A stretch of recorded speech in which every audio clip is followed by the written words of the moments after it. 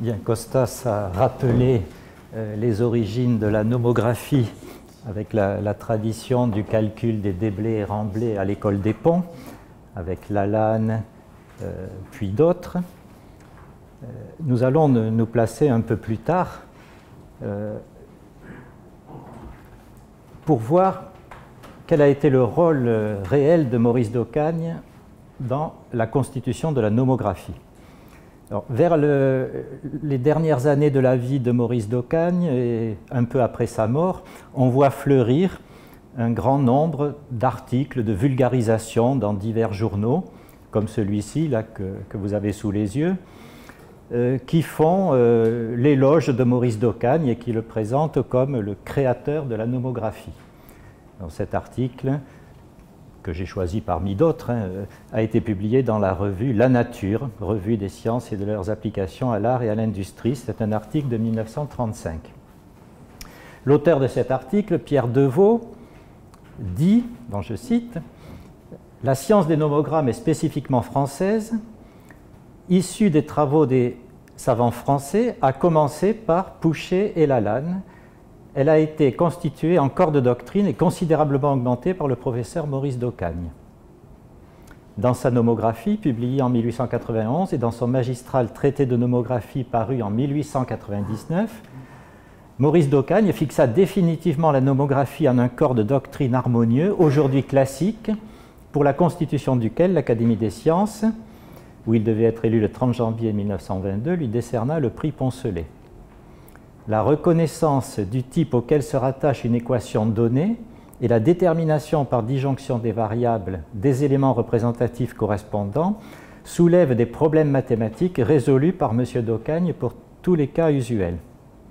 À la suite du créateur de la doctrine, d'autres auteurs en ont à leur tour donné des exposés plus ou moins condensés et répondant à des habitudes pédagogiques spéciales, les uns en langue française, notamment en Belgique et en Suisse, les autres en de nombreuses autres langues.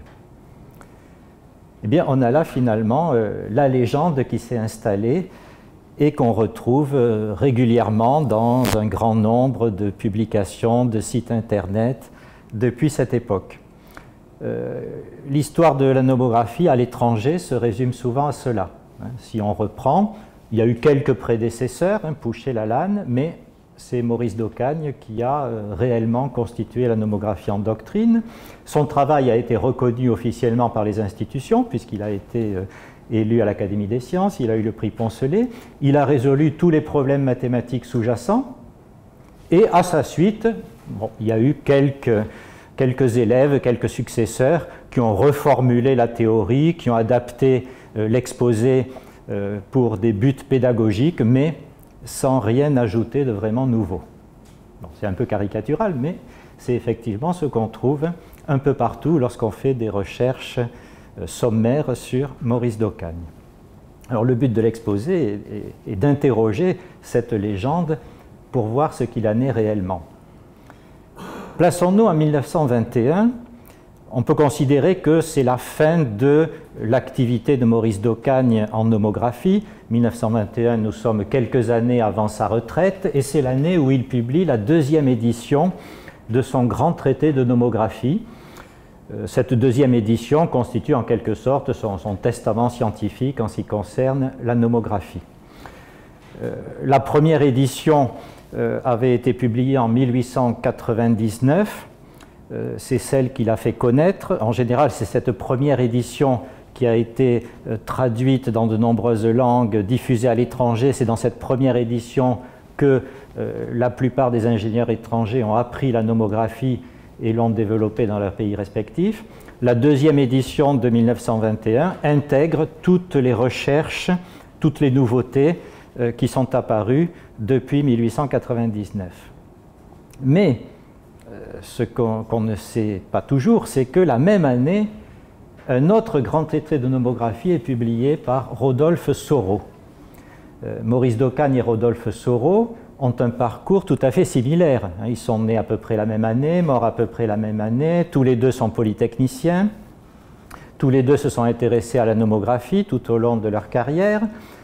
Soro lui-même a publié un premier grand traité en 1901, Contribution à la théorie et aux applications de la nomographie, traité dans lequel il présente une autre version de la nomographie, souvent moins connue que celle d'Ocagne.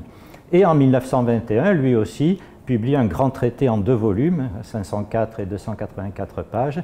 C'est également son propre testament scientifique sur la nomographie, qui contient tous les résultats connus à cette époque. Rodolphe Soro n'était pas ingénieur des ponts.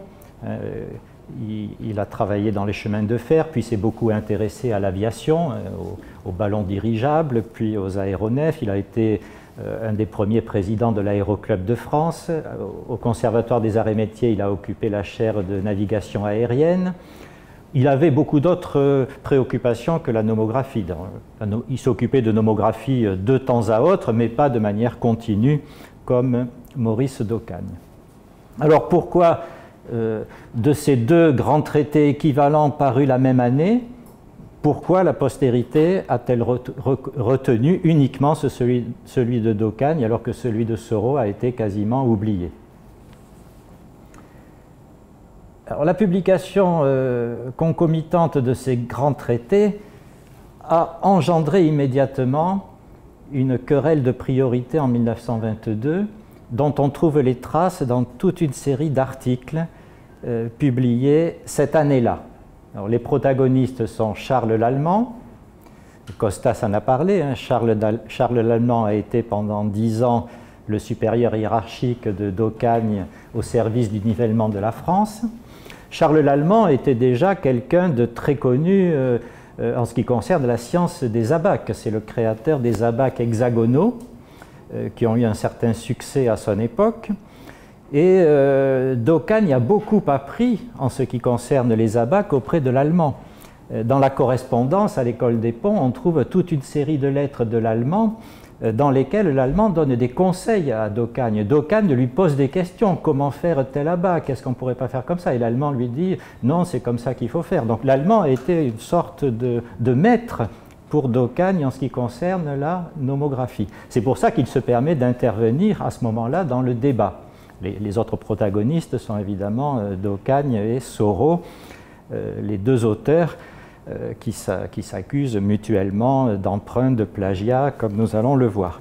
Si on regarde les titres, tout porte sur l'histoire de la nomographie et les querelles de priorité, sur la genèse et l'état actuel de la science des abaques, sur les avantages comparés des abaques hexagonaux, des abaques à points alignés, sur l'examen comparatif de diverses méthodes nomographiques, pour servir à l'histoire de la nomographie, à propos de l'histoire de la nomographie.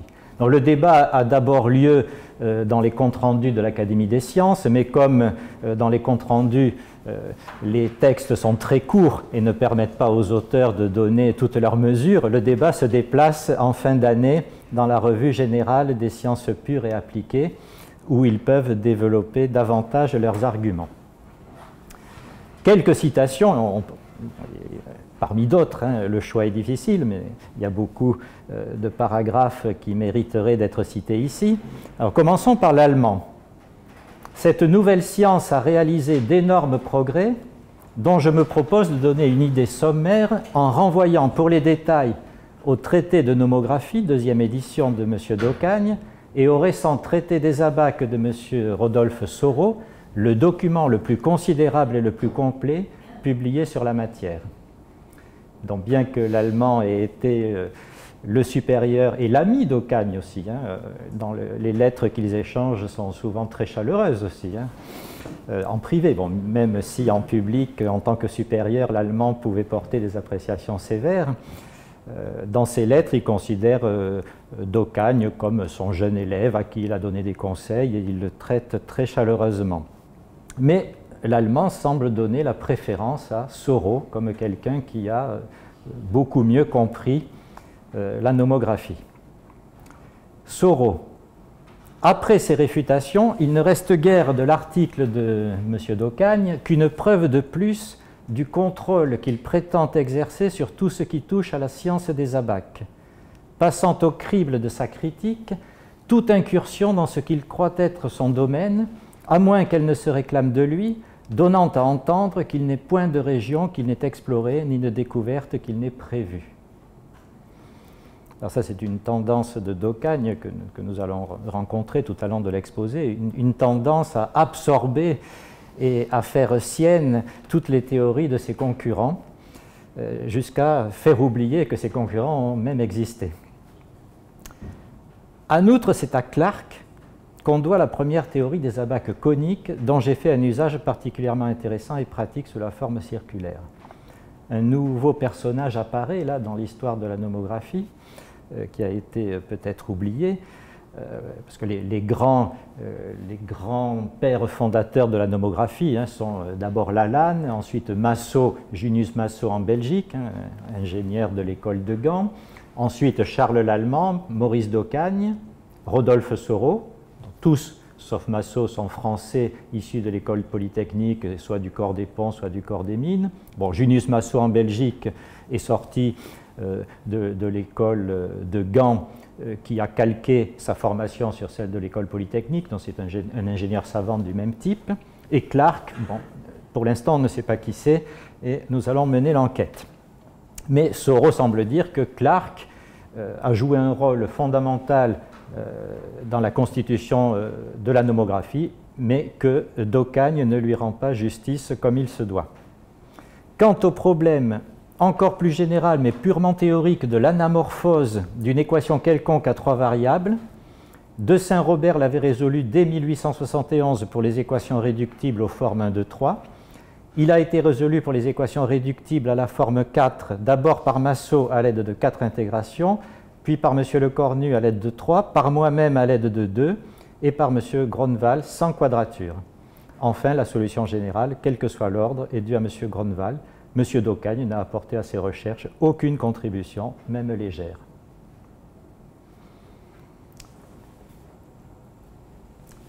Bon, alors pour comprendre ce débat, il faut se remettre en mémoire les principes généraux de la nomographie que je vais vous rappeler aussi brièvement que possible. Donc au départ, le principe des abaques à lignes concurrentes, c'est de représenter une équation à trois variables, une relation à trois variables f de alpha, bêta, gamma égale 0, comme le résultat de l'élimination de deux variables auxiliaires x et y entre trois équations, chacune ne dépendant que d'une des variables, l'une d'alpha, l'une de bêta, l'autre de gamma. Ce qui permet en fait de représenter les solutions de l'équation dans le plan cartésien xy, comme les points de concours de trois courbes, l'une de chaque faisceau. Par exemple, sur le graphique, si alpha vaut 3 et bêta vaut 4, vous allez au point d'intersection de ces deux courbes, vous rencontrez la troisième courbe associée au paramètre gamma et vous trouvez que gamma égale 2. Donc gamma est la solution de l'équation correspondant aux valeurs données de alpha et de bêta. Les abaques à lignes concurrentes sont très difficiles à construire si l'on prend des courbes quelconques. Parce que pour qu'un abaque soit précis, donc il faut le construire sur une très grande feuille de papier. Et vous imaginez bien qu'il faut construire un faisceau de nombreuses courbes pour chacun des paramètres. Il faut construire plusieurs dizaines de courbes pour alpha, plusieurs dizaines pour bêta, plusieurs dizaines pour gamma, ce qui fait au total un très grand nombre de courbes à construire par point, ce qui peut prendre un temps considérable de calcul et de construction. Le seul cas où un abaque est facile à construire, c'est le cas où les trois faisceaux de courbes sont trois faisceaux de droite, puisque pour construire une droite, il suffit de calculer deux points. Et c'est Junius Massot qui a posé le problème général des abaques à droite concurrentes, du point de vue mathématique. Une équation peut être représentée par un abaque à droite concurrente si les trois équations associées à alpha, bêta, gamma sont des équations de droite. Et il existe une solution XY, un point de concours, à condition que le déterminant du système soit nul. Donc, finalement, une équation à trois variables peut être représentée par un abaque de ce type si et seulement si elle peut se mettre sous la forme d'un tel déterminant égal à 0. Ces déterminants sont appelés depuis les déterminants de Massot. Alors là, le principal apport de Maurice d'Ocagne a été de remarquer que la nullité de ce déterminant, hein, qui représente le concours de 3 droites, représente aussi l'alignement de 3 points.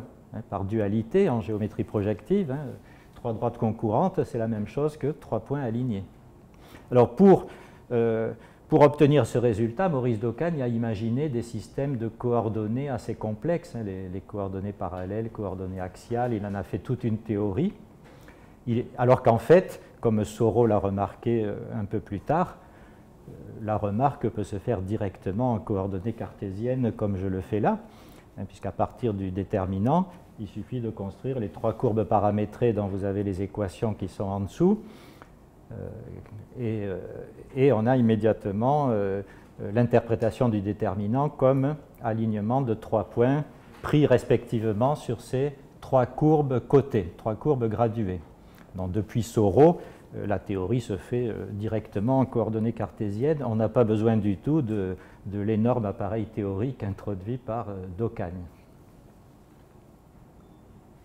Alors évidemment, les avantages pratiques sont énormes, parce que lorsque vous construisez un abaque à droite concurrente, il faut 3 faisceaux de nombreuses droites, c'est-à-dire ça remplit déjà complètement la feuille de papier.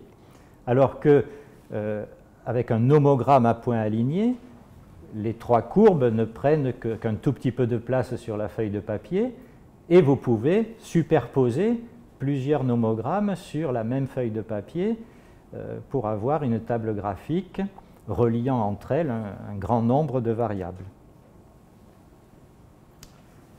Alors, quels sont les grands problèmes mathématiques de la nomographie issus de ces premières recherches?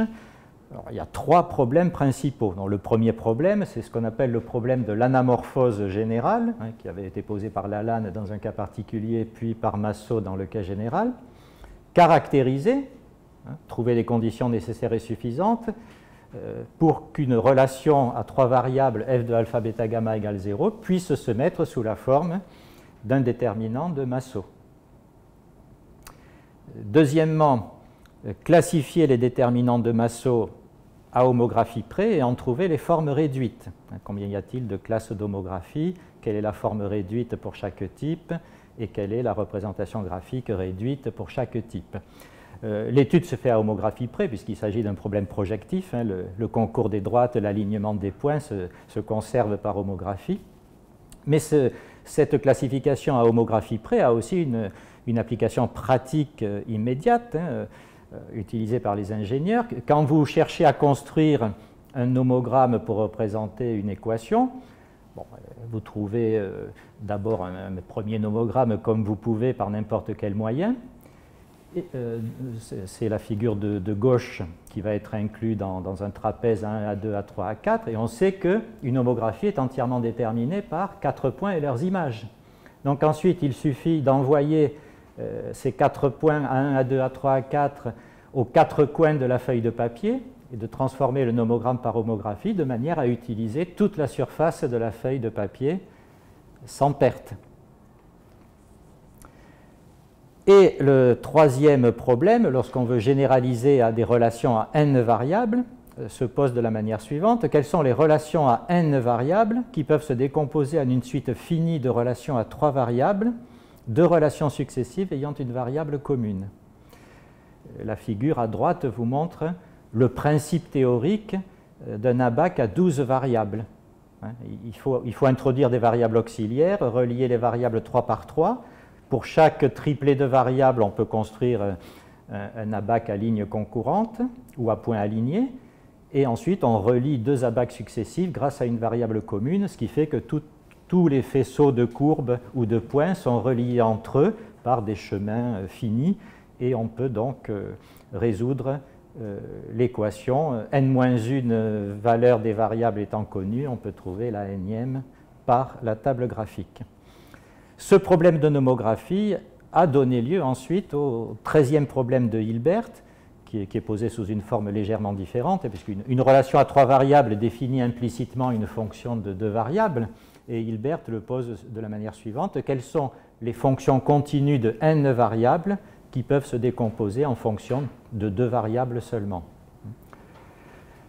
Là, on a un exemple de problème issu des sciences de l'ingénieur, un problème pratique de table graphique qui devient un problème théorique entre les mains des mathématiciens. Le 13e problème de Hilbert a reçu une réponse positive par Vladimir Arnold en 1957, ce qui lui a valu la médaille Fields.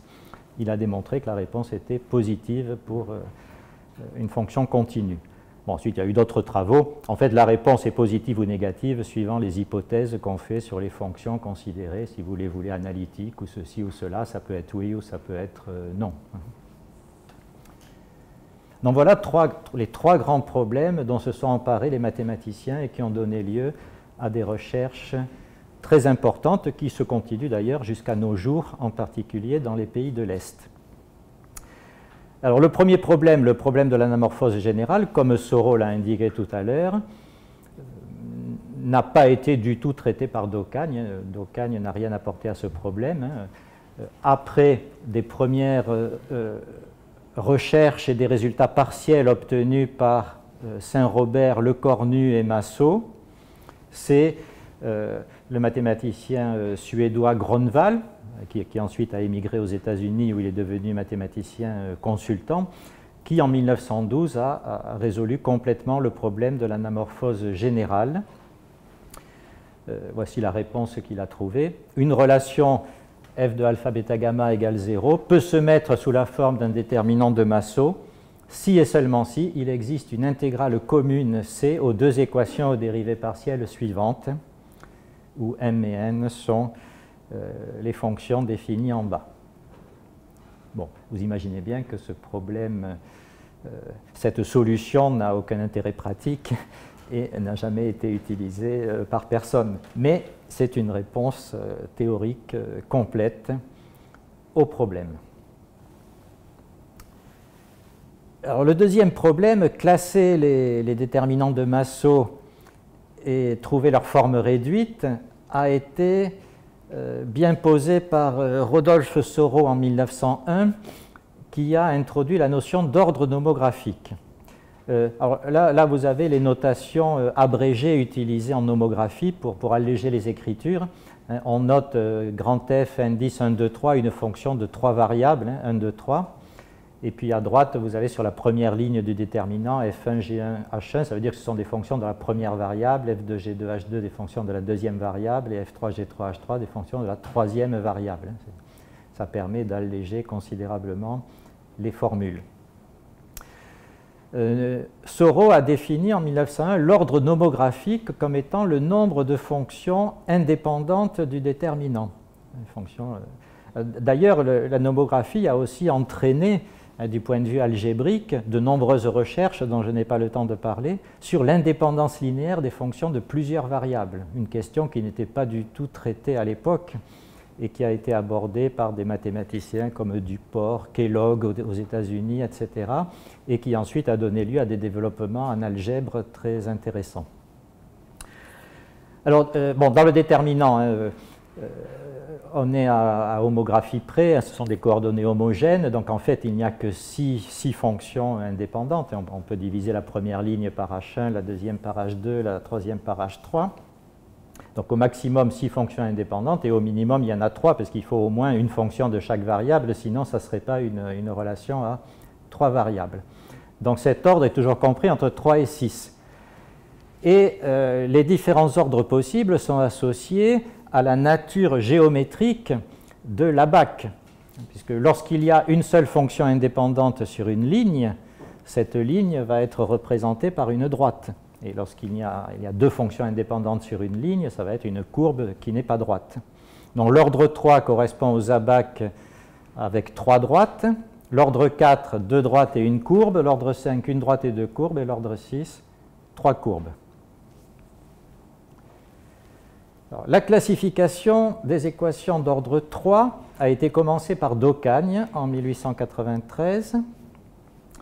Alors, si on développe le déterminant de Massot dans le cas de l'ordre 3, on obtient l'expression générale qui est là-haut. Donc, inversement, on part d'une expression générale de ce type avec des constantes quelconques et on se demande si elle est nomographiable.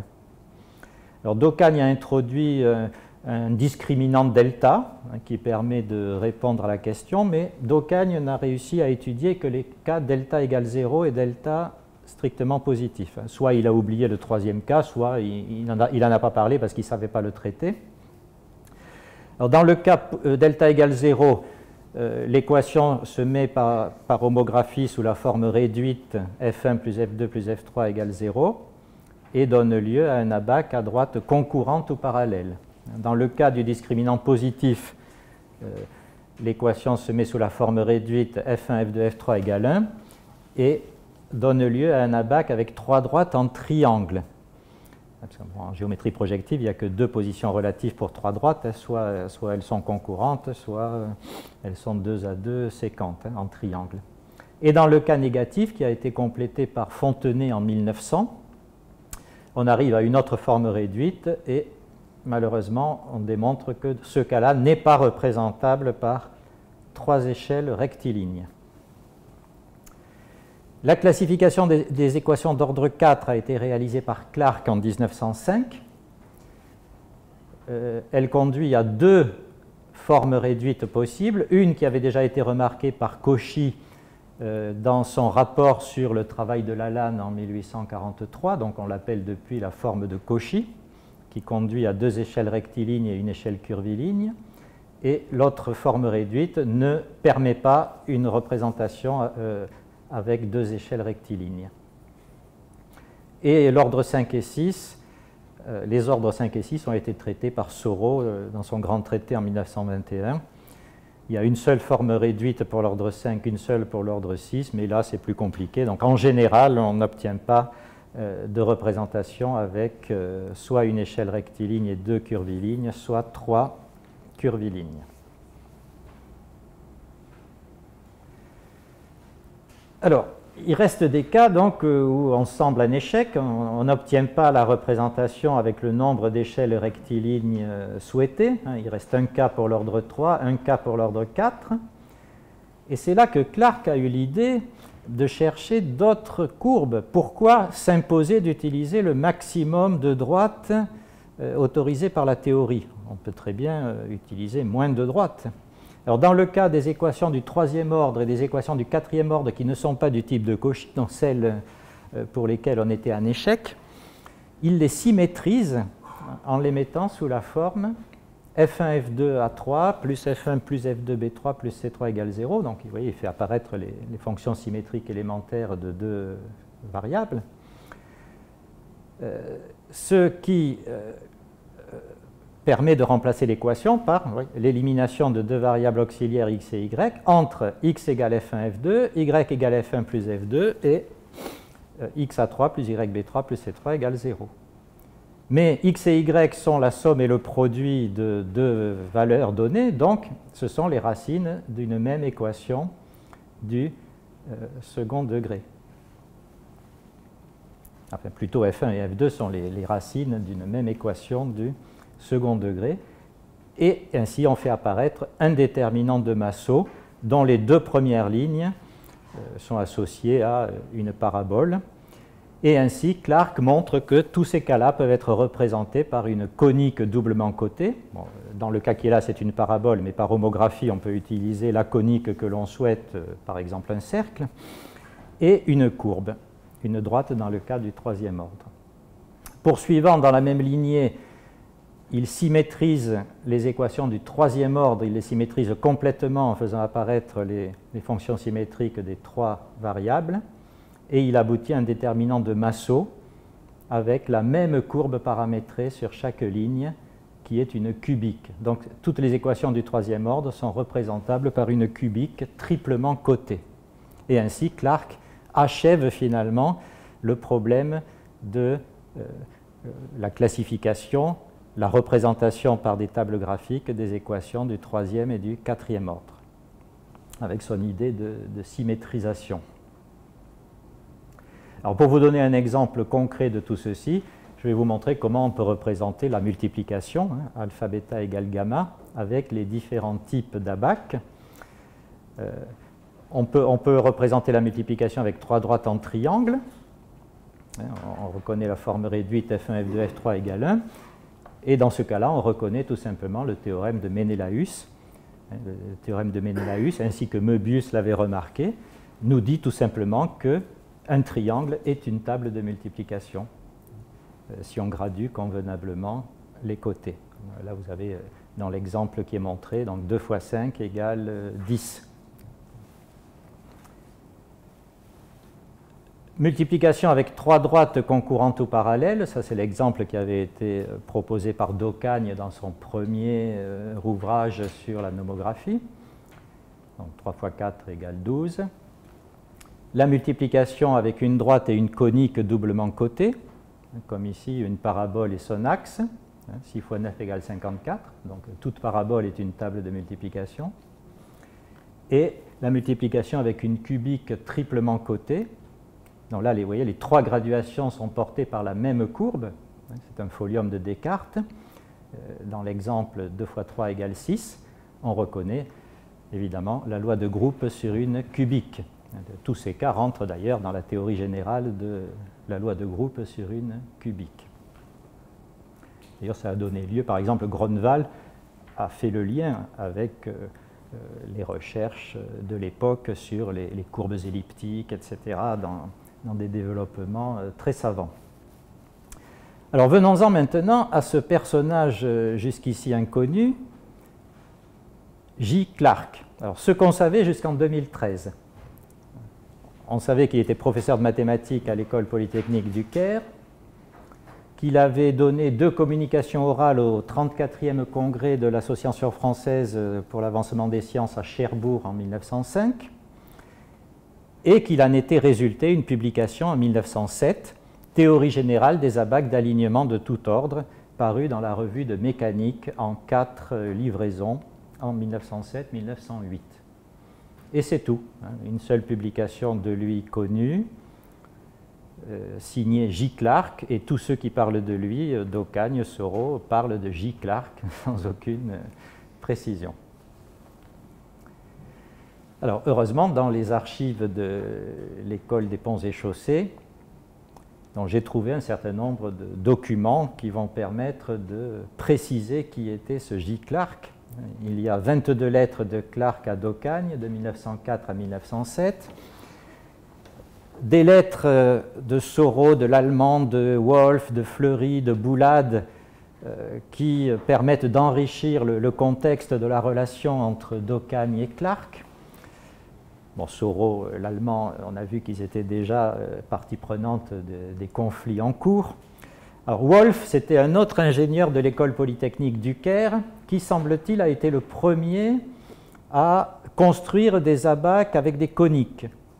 Et sur des exemples particuliers, bon, sans faire de théorie, il s'est aperçu qu'on pouvait mettre parfois 2 graduations sur une même conique. Et il semble que c'est Wolf qui a donné à Clarke l'idée, à partir de 1903, d'engager des recherches sur ce thème, comment exploiter les coniques à côté des droites dans les tables graphiques. Donc, Fleury, c'était un ingénieur français en poste à l'École polytechnique du Caire aussi, et c'est lui qui a traduit en français le mémoire de Clarke qui a été publié dans la revue de mécanique.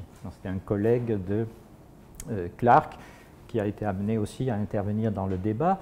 Farid Boulade, c'est un élève égyptien de d'Ocagne qui a été étudiant à l'École des Ponts et Chaussées et qui ensuite s'est chargé de diffuser la nomographie en Égypte, où il était chargé du réseau de chemin de fer.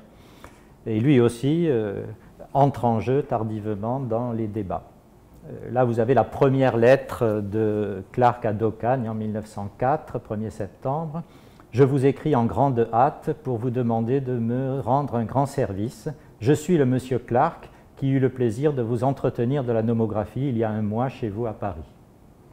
En fait, il y a toute une histoire, parce que tous les étés, Clarke revenait en Angleterre, en France pour ses vacances, et sur le bateau, il a rencontré un ingénieur, Rézal, qui lui a conseillé d'aller voir d'Ocagne, puisque c'est d'Ocagne qu'il fallait voir pour la nomographie. Donc, comme Clarke avait fait quelques recherches modestes en nomographie, il est allé rencontrer d'Ocagne pour lui montrer ses premiers travaux sur les nomogrammes cubiques et coniques.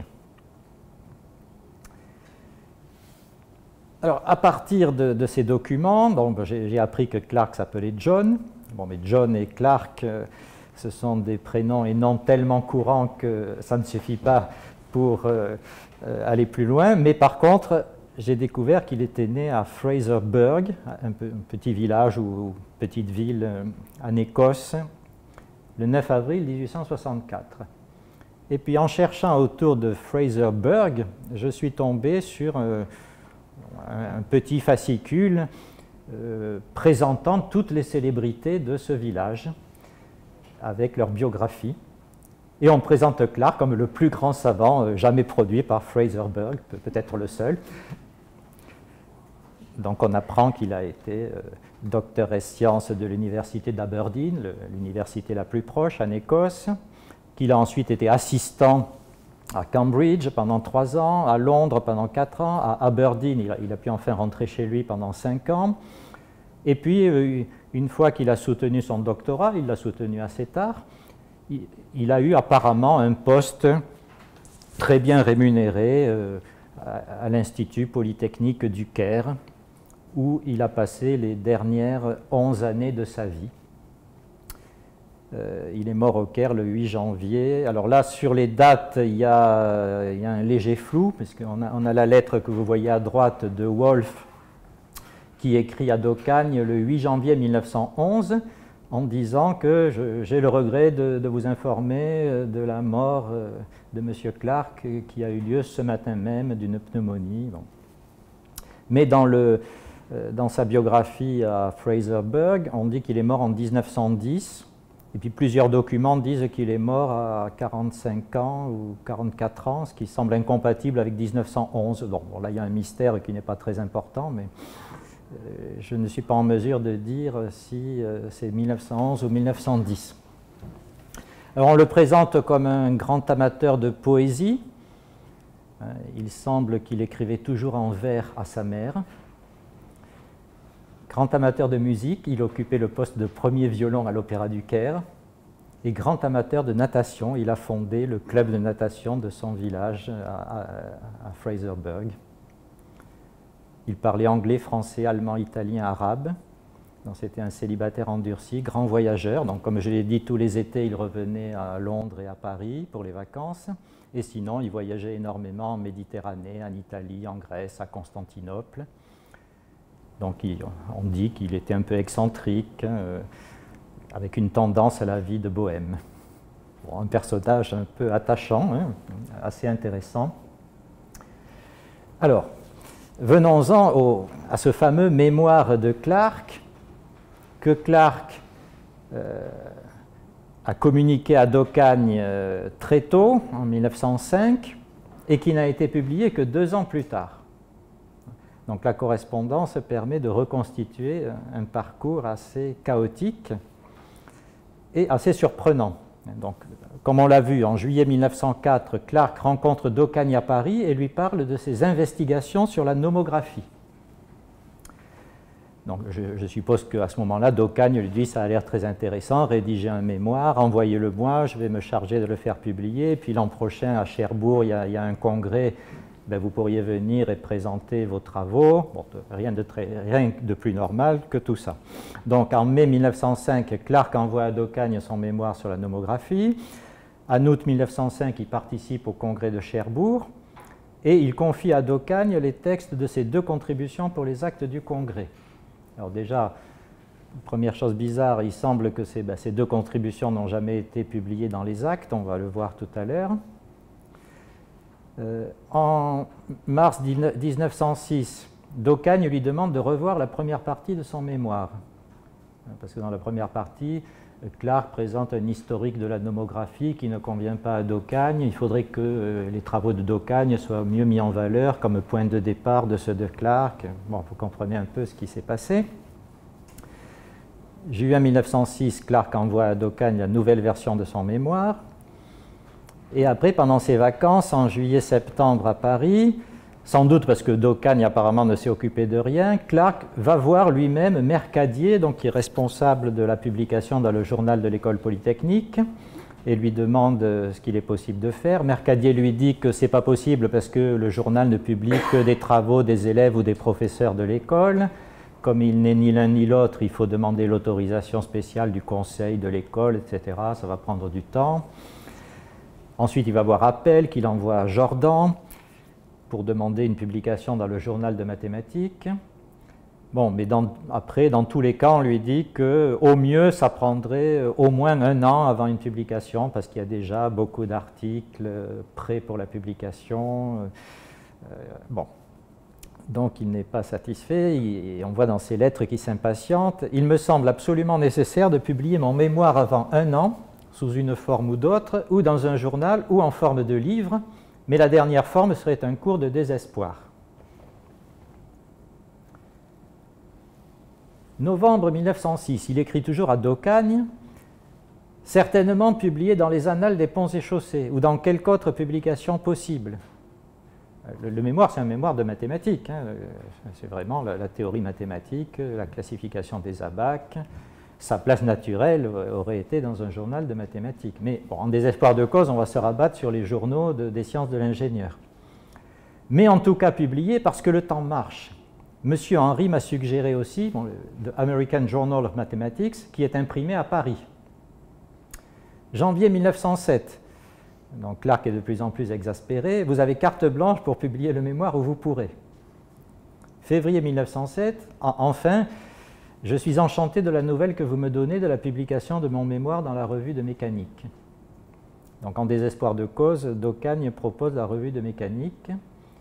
Alors c'est un peu bizarre parce que la revue de mécanique, c'est pas lu par les mathématiciens, c'est pas lu par les ingénieurs qui s'occupent de nomographie. Il va être publié entre des articles de mécanique pure et dure, d'électricité, etc. Bon. Alors que Daucagne, lui, publie, hein, comme on va le voir, constamment des articles dans toutes les revues qui existent. Il a ses entrées partout.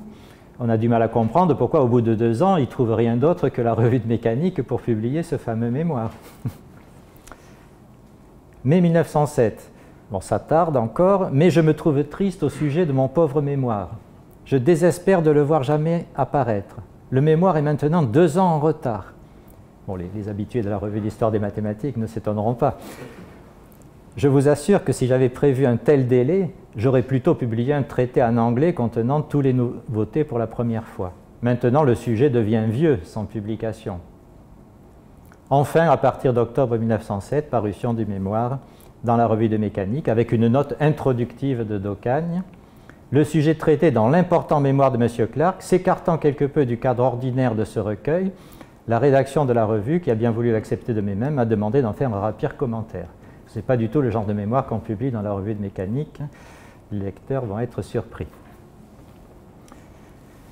Voici le recueil des actes, des notes et mémoires du congrès de Cherbourg en 1905. Le premier article des actes, c'est un article de Maurice Daucagne sur la nomographie, qui parle de Clark en 3 lignes en disant que M. Clark va faire un exposé particulièrement intéressant, mais les exposés de Clark ne sont pas dans le recueil des actes. Il y a juste des résumés dans le bulletin avec le programme du congrès. Et 2 ans plus tard, au bout de la chaîne, dans la revue de mécanique, dont le mémoire de Clark est publié avec une très longue note introductive de Maurice Daucagne, qui attire toute l'attention sur lui. Donc, publication dans une revue inadaptée pour ce genre de travail. Que s'est-il passé? Eh bien, en fait, entre-temps, entre 2005 et 2007, il y a eu toute une série de publications contenant les résultats de Clark, mais pas par Clark, par Daucagne et par Soro. Donc, Daucagne publie 4 articles, coup sur coup, juste avant la publication de Clark, en 1906, sur un théorème de J. Clark, où il annonce les résultats, en 1907, en 1907 encore, dans les comptes rendus de l'Académie des sciences, et puis un article de fond sur les équations d'ordre nomographique 3 et 4 dans le bulletin de la SMF, quelques mois avant Clark. Soro fait de même, mais Soro est quand même dans une situation différente. Soro a simplement entendu les résultats de Clarke au congrès de Cherbourg. Donc il ne connaissait que les résultats sans les démonstrations. Donc comme Soro le dit dans son article de 1906, il a reconstitué par lui-même les démonstrations de Clarke, donc il les publie, et il en donne des prolongements qu'il a trouvés lui-même. Enfin bon, il cite quand même Clarke relativement peu et toujours en note en bas de page, pas au début, enfin c'est pas très net non plus. Voilà, donc ça donne une bonne idée des mœurs de l'époque.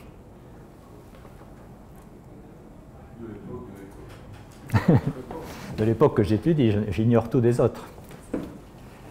Bon. Donc, vous l'imaginez, tout ceci entraîne, lorsque Clarke le découvre, une vive polémique entre Clarke, Soro et d'Ocagne, dont on trouve des traces à nouveau dans les lettres.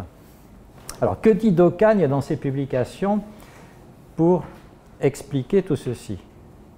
Bon, d'Ocagne, au sens strict, ne vole pas les résultats de Clarke, et il cite toujours Clarke très honnêtement.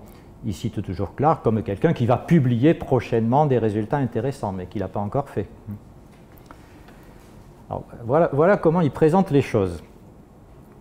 J'ai pris quelques extraits parmi les plus significatifs et qui sont aussi représentatifs de la méthode générale de d'Ocagne dans sa stratégie de publication. Sa façon d'absorber, de faire sienne les recherches des autres. Mon but est ici de faire voir comment la démonstration de ce beau théorème, énoncé sans démonstration par Clarke au congrès de Cherbourg de Laface, peut se rattacher à l'analyse que j'ai donnée dans le cas de 3 échelles rectilignes.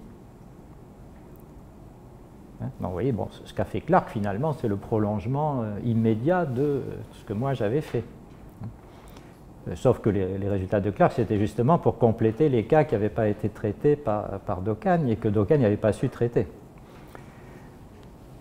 Autre stratégie habituelle, j'ai d'ailleurs rencontré dans mon traité de nomographie une équation particulière de Jean non nul qui fournit un exemple de ces nomogrammes à support conique confondus. Il y avait déjà un exemple dans mon traité de nomogramme conique. Sauf que cet exemple, si on regarde bien, c'est un exemple que d'Ocagne avait pris à Massot,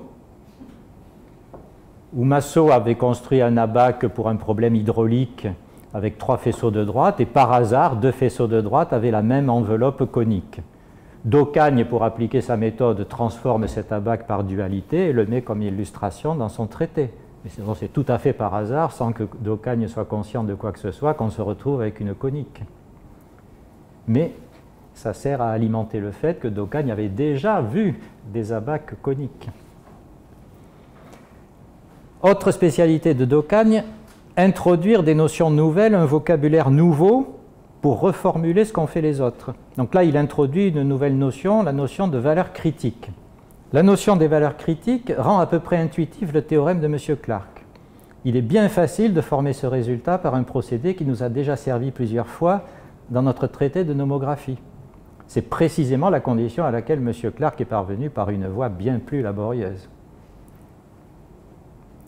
Donc, il a fait ce qu'il a pu par une voie laborieuse, alors que s'il avait utilisé ma théorie, mon traité, il y serait arrivé immédiatement.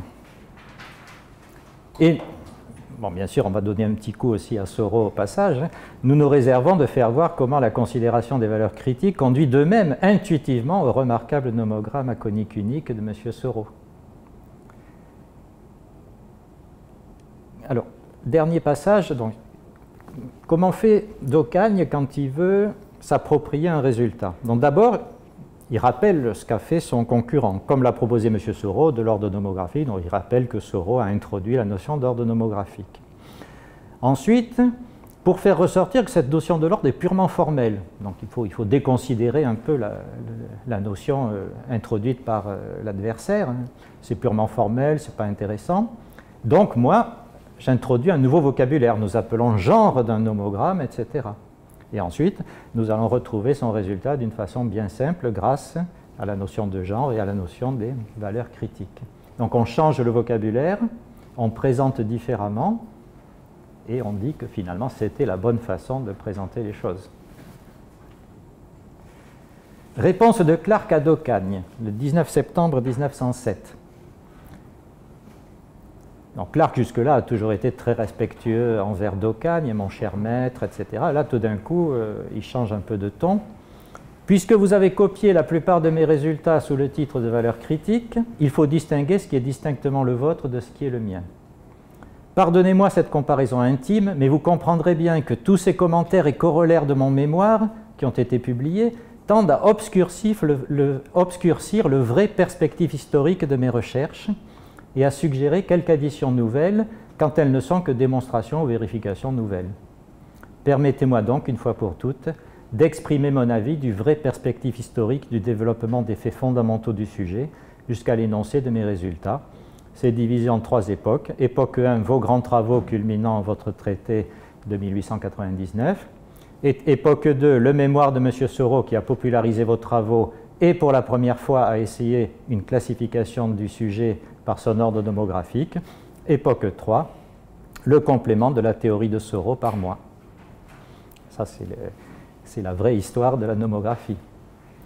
Finalement, j'insiste sur ce principe radical de la recherche mathématique que rien ne peut changer le caractère essentiel d'une analyse sauf l'introduction des idées nouvelles. La manipulation de x et de y n'apporte rien. Cela dépend de l'élégance personnelle de l'opérateur. Ainsi, quand votre théorie dépasse les limites des intersections discrètes, elle se confond nécessairement avec la mienne, sans même simplification de l'analyse, parce que les idées sont identiques. Bon, je crois qu'il n'y a rien à ajouter. Alors voici la réponse de d'Ocagne. Alors ce qui est intéressant, c'est que dans la correspondance de d'Ocagne, il n'y a que les lettres que d'Ocagne a reçues. Il n'y a pas celles qu'il a envoyées, sauf dans quelques cas très particuliers, sauf dans les cas de querelle de priorité. Parce qu'on peut imaginer que, en général, il écrivait les lettres d'une traite et il les envoyait sans garder de minutes. Il n'y a que dans les cas où il était tourmenté, il n'arrivait pas à s'exprimer du premier coup dans les bons termes, qu'il a été obligé de faire un brouillon et ensuite de le recopier au propre pour l'envoyer. Donc les quelques lettres de d'Ocagne qui sont dans les archives, il y en a peut-être une dizaine, sont toutes liées à des querelles vives de priorité. Donc voilà la réponse d'Ocagne à Clarke qui dit vous méprenez, j'ai toujours voulu mettre vos travaux en valeur. Bon, on ne va pas lire le détail, mais vous imaginez la réponse. Continuons avec quelques autres extraits pour éclairer ce débat. Il y en aurait des dizaines et des dizaines. Je ne vais pas citer tous les participants, parce qu'en plus, parallèlement à la querelle Clarke-d'Ocagne, il y a une querelle Clarke-Soro, dont je ne vais pas parler, puisqu'on parle aujourd'hui d'Ocagne, mais qui est tout aussi intéressante. Parce que Clarke envoie à d'Ocagne ses remarques sur Soro pour les transmettre indirectement. Soro lui dit « mais j'y suis pour rien, vous gardez le mémoire de Clarke au lieu de le diffuser, j'ai fait ce que j'ai pu sans avoir le mémoire sous les yeux ». Enfin, ça part dans tous les sens. Alors, dans le mémoire de Soro de 1906, donc déjà une première remarque sur le changement de vocabulaire. Je terminerai ce mémoire par quelques considérations sur l'ordre nomographique. Monsieur d'Ocagne proposa une légère variante. Au lieu de l'ordre P, il considère le genre P-N qui donne le nombre des échelles curvilignes. Ce simple déplacement dans l'origine de la numération n'apporte rien de nouveau quant au fond. Bon. Plus grave, Boulade entre en jeu, le 20 avril 1908. J'ai vu depuis 3 jours M. Fleury. Donc, Boulade est au Caire, en Égypte, il a discuté avec Fleury. Il m'a dit que M. Massot lui a envoyé sa note de 1884 sur la théorie des abaques à droite concourante et qu'il, donc Fleury et Clarke, ont vu que cette note contenait tout ce que vous avez publié récemment sur vos points critiques, que vous avez copié cette théorie de la susdite note de Massot.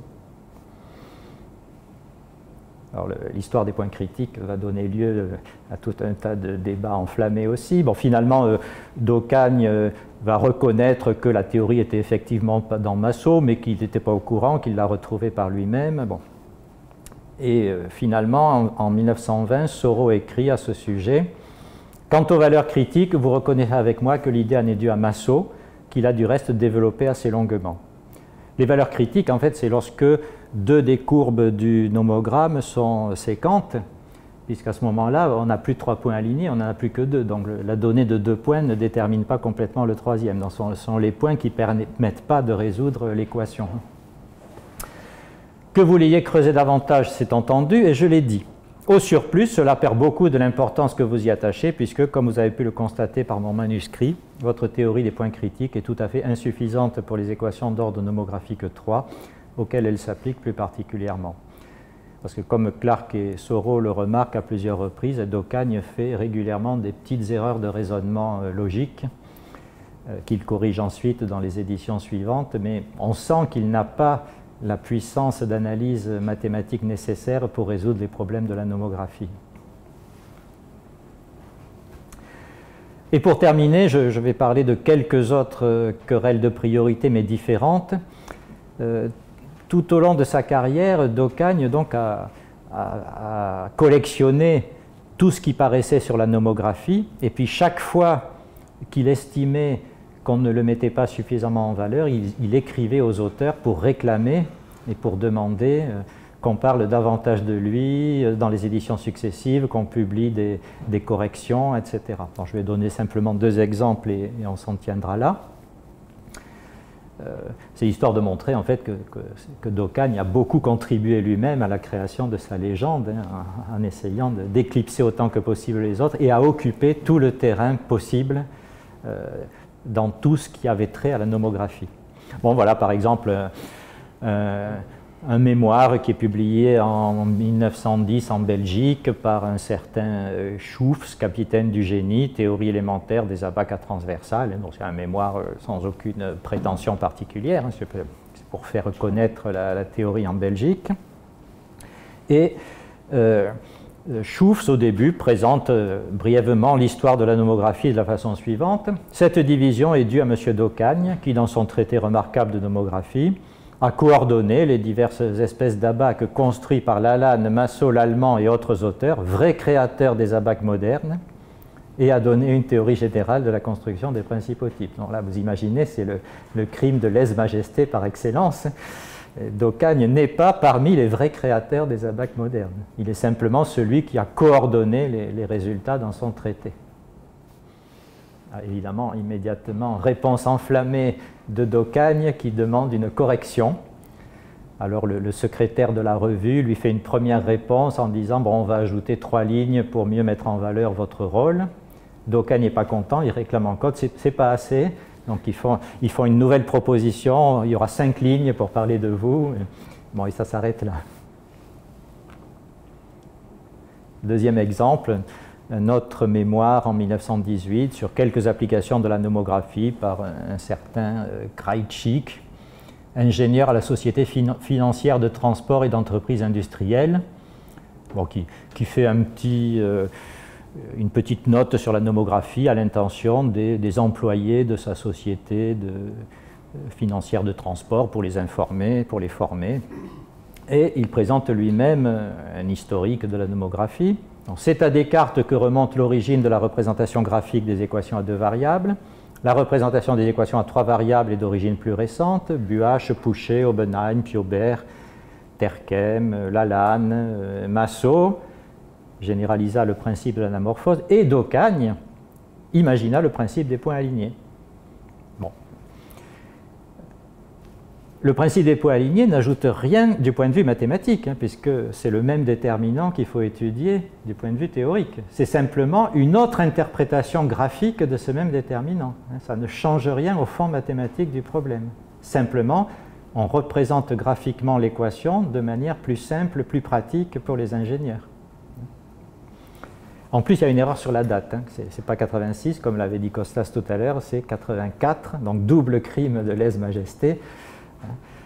On le réduit au principe des points alignés et on place sa découverte après les autres. Et depuis, les résultats acquis furent étendus aux équations à plus de 3 variables par les travaux de Prévost, Soro et bien d'autres. Donc là, de nouveau, réponse rageuse de 2 pages en demandant des corrections et on lui répond oui, dans la prochaine édition, on mettra vos travaux mieux en valeur, etc. Et des situations comme ça, on en trouve une bonne dizaine dans les archives. D'Ocagne écrivait systématiquement à tous les auteurs de travaux sur la nomographie, chaque fois qu'il estimait qu'on ne parlait pas correctement de lui. Donc en résumé, en conclusion, d'Ocagne n'a contribué en rien de significatif au développement des mathématiques de la nomographie. Mais avant 1921, c'est-à-dire avant qu'il se retire lui-même du circuit, donc les contributions majeures sont dues à Massot, Grondwald, Soro et Clark, pour ne citer que les plus importants. Alors, par contre, on peut continuer à dire que d'Ocagne est le créateur de la nomographie, non pas en tant que théorie mathématique, mais en tant que discipline autonome, en tant que discipline avec ses institutions, ses publications, ses enseignements, etc. Alors plus précisément, d'Ocagne effectivement a synthétisé des travaux épars, les a réunis, harmonisés, organisés dans de grands traités. Il a créé un vocabulaire propre. C'est lui qui a imposé les mots nomogramme, nomographie, etc., qui se sont finalement imposés. Bon, c'est lui, comme je l'ai dit, qui a inventé la forme graphique la plus pratique et la plus féconde des abacs, nomogramme à point aligné. Parce que ça a réalisé un véritable processus de compression de données par rapport aux abacs à droite concurrente. Gain de place sur la feuille de papier, possibilité de superposer plusieurs abacs pour accéder à des relations à un nombre quelconque de variables. Et d'ailleurs, cette forme graphique des points alignés a été unanimement adoptée, ou presque, par les utilisateurs, sauf quelques-uns qui disent, par exemple, les abacs à droite concurrente restent intéressants sur le terrain parce qu'on peut froisser la feuille sans changer la propriété de concours de trois droites. Donc quand vous êtes sur le terrain, il pleut, il y a de la boue, la feuille se déforme, l'abac est toujours valable. Alors que quand la feuille se déforme, l'alignement est plus difficile à conserver.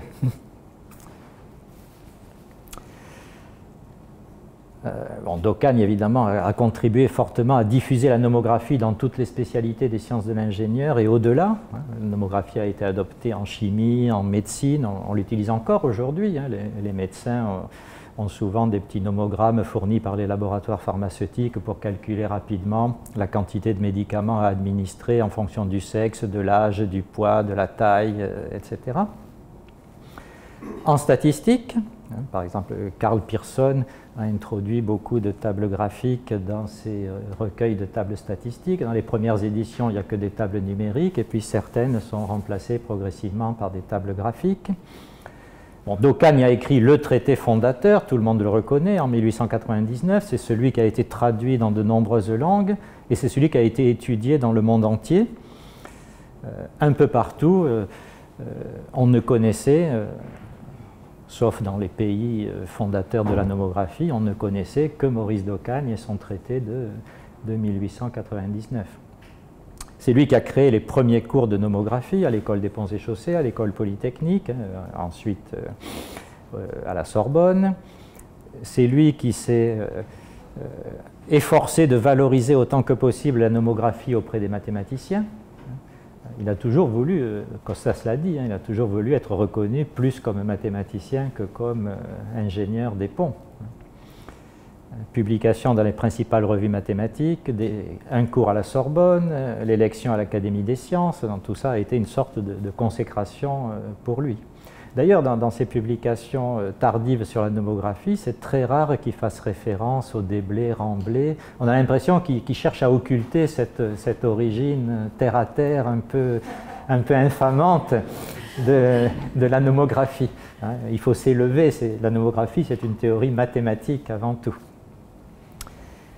Et il s'est efforcé aussi, surtout à la fin de sa carrière, de reconstituer a posteriori les origines de la nomographie. On remonte à Euclide, on remonte aux Arabes, à Descartes.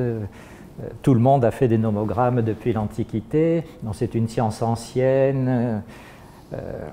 Donc c'est sûr qu'en donnant une profondeur historique à la nouvelle discipline, en la reliant à tout un tas de choses anciennes, on lui donne un peu plus de profondeur et de corps. Mais c'est une arme à double tranchant, parce que si on dit qu'il y a beaucoup de précurseurs, ça minore l'intérêt et la portée de ses propres recherches.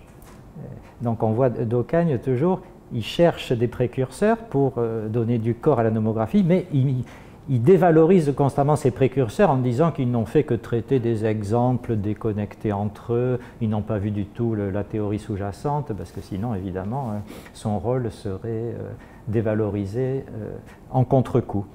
Donc voilà quelques pistes que nous ouvrent les nouvelles archives qui permettent de rentrer dans l'arrière-cour de ces querelles de priorité, de ces stratégies éditoriales. Je pense qu'il faudra continuer à explorer ce fond. Merci.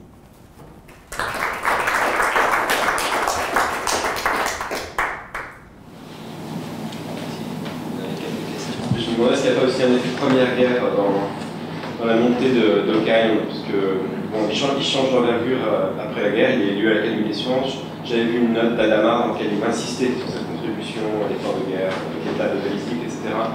au moment de son élection. Il devient un personnage public, il publie dans toutes les revues, y compris des revues de littérature, etc. dans les années 20. Donc je me demande aussi si donc, son rôle, notamment le rôle aussi calligraphique en général, impressionniste d'Ocagne pendant la guerre, n'explique pas aussi en partie le changement d'envergure.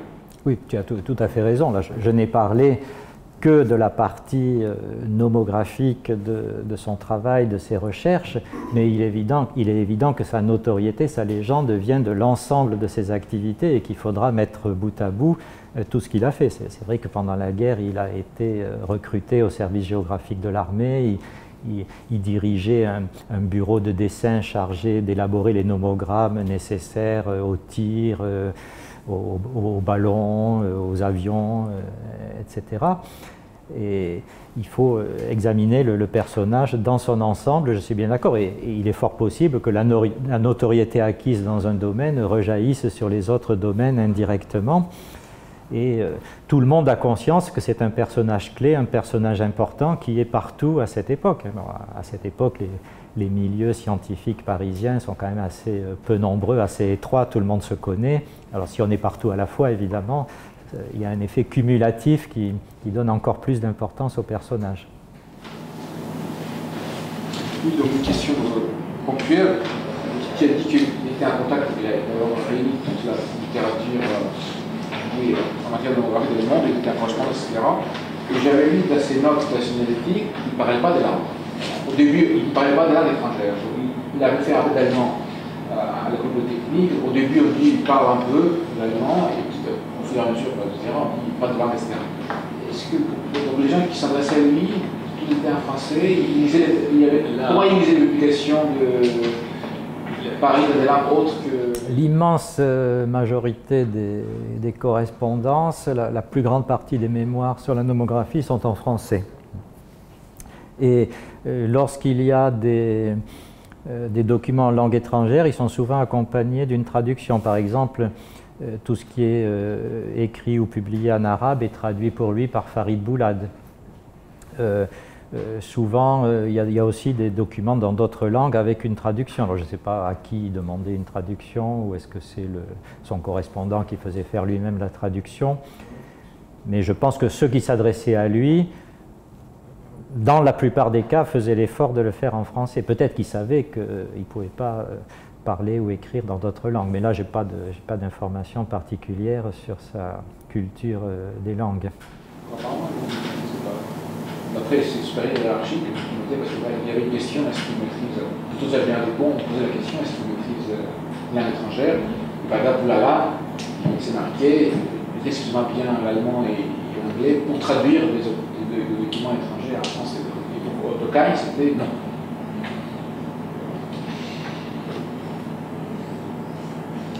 Il y a pas mal de résonance dans le vocabulaire adopté et puis la nature des grands problèmes de la nomographie que tu as décrite avec d'autres théories mathématiques, comme la théorie des formes quadratiques, etc. Je pense, bon, bien sûr, tout la théorie de la réduction, le fait d'avoir des décompositions d'une suite finie de relations, etc., des choses comme ça. Je voulais savoir s'il y avait, donc en particulier chez Durkheim, des allusions à ça, des transferts à ça, et éventuellement même une valorisation de la nomographie par ces rapprochements. Chez Durkheim, non. Par contre, comme je l'ai dit, chez quelqu'un comme Grunwald, qui était un mathématicien de haut niveau, il y a sans cesse des liens avec d'autres théories mathématiques. Et à la fin de ses articles, il donne tout un tas de pistes à creuser pour approfondir ces liens, justement. Mais ça va se développer peut-être après, surtout dans les pays de l'Est. Dans les pays de l'Est, en URSS, en Roumanie, en Hongrie, en Pologne, il va y avoir d'énormes recherches théoriques sur la nomographie, sans forcément la recherche d'applications pratiques, mais sur toutes les théories sous-jacentes, dans les théories analytiques, à la manière de Grunwald, les théories algébriques, indépendance linéaire, décomposition en fonctions plus simples, les extensions à l'espace. Il y a tout un courant de recherche en Roumanie notamment sur les nomogrammes à 4 dimensions, des nomogrammes spatiaux. Il y a même eu des nomogrammes sous forme de maquettes en 3 dimensions. Mais là, il s'agit d'étudier simplement, de caractériser mathématiquement quelle équation peut se traduire par un nomogramme de telle ou telle forme, mais sans chercher à l'utiliser réellement. Il y a eu beaucoup de recherches théoriques dans les pays de l'Est, parce que la nomographie est un moyen de calcul très économique. Et donc, surtout après la Première Guerre mondiale, quand les pays occidentaux ont commencé à s'équiper d'ordinateurs, les pays de l'Est ne pouvaient pas suivre, surtout pour des raisons financières. Et donc, ils ont développé énormément la nomographie comme instrument de calcul peu cher à la portée de tous. Et d'ailleurs, les premiers ordinateurs qui ont été achetés par l'Académie des sciences en URSS ont été utilisés pour construire des nomogrammes. Bon, en général, quand on a un nouvel instrument, on s'en sert d'abord pour reproduire ce qu'on faisait avant de réfléchir à ce qu'on pourrait faire de nouveau. Mais par contre, entre 1886 et 90, le moment d'ailleurs où il émet explicitement le souhait de faire une carrière professorale, il publie une série de notes sur la théorie des formes binaires. Mais c'est en quelque sorte en amont finalement de la nomographie, et à ma connaissance, il ne fait pas de lien. Mais donc, il travaille sur la réduction des formes, etc. Tu as peut-être raison. Bon, pour l'instant, je n'ai regardé que les publications sur la nomographie. Il faudrait regarder tout ce qu'il a publié par ailleurs pour voir s'il y a des liens. Mais si tu dis que lui-même ne fait pas les liens... Enfin, moi, plus j'étudie les travaux de Durkheim, et plus je me rends compte qu'en fait, qu'il n'a pas les capacités mathématiques nécessaires pour aller au-delà de ce qui est immédiat. C'est jamais lui qui introduit des idées nouvelles du point de vue mathématique. Après, une fois que les autres ont introduit des idées, après il se les approprie, il les développe, il donne d'autres démonstrations, des applications, des exemples. D'accord, mais il n'introduit jamais aucune idée nouvelle au sens mathématique. Et souvent, comme je l'ai dit, il fait des petites erreurs de raisonnement. Donc c'est un peu en désaccord avec ce que tu disais, Durkheim reconnu comme brillant en mathématiques. Oui, il fait brillant, oui, au niveau d'un ingénieur des ponts, quoi.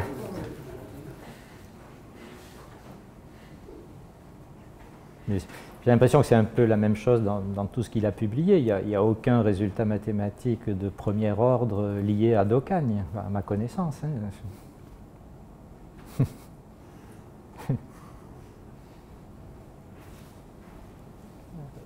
Est-ce qu'il y aurait d'autres questions ?